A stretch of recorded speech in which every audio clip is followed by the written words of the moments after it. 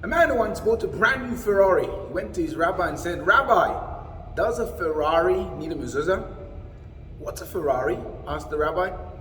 Disappointed, the man decided to go to a more modern rabbi. "Does a Ferrari need a mezuzah?" he asked the modern rabbi. "What's a Ferrari?" asked the rabbi. "What? Even you don't know what it is?" So he decides to go to a San Francisco progressive rabbi. "Does a Ferrari need a mezuzah?" he asked. "What's a mezuzah?" asked the rabbi. Joking aside, the question remains, does a car need a mezuzah? I recall once taking a taxi in Israel, and the driver told me, "There's one thing I do religiously. Every day when I get into my taxi, I take out the mezuzah that I keep in my glove box, I give it a kiss, I say Baruch Hashem, and ask God for a good day. That's what keeps me going," he concluded. Now on the face of it, keeping a mezuzah in a car isn't a mitzvah. Mezuzahs are to be affixed on the doorposts of the house and upon the gates, as it says in this week's Parashat Ekev. But I've met people like this taxi driver who proudly dangle a mezuzah off their rearview mirror. And the question is there really any purpose in having a mezuzah in the car? Well, in Tractate Kelim, the Mishnah says that it was a common practice in Mishnaic times for people to carve a mezuzah into their walking sticks so they could carry one around with them wherever they went.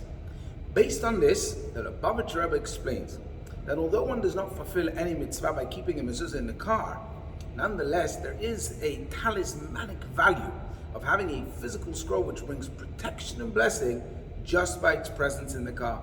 The Rebbe even encouraged certain people to keep a mezuzah in their cars for protection and safety. Interestingly, in the mezuzah it states, "Leman yirbu yamechem v'mevenechem," so that He will lengthen your lives and that lives of your children, alluding to the element of life protection.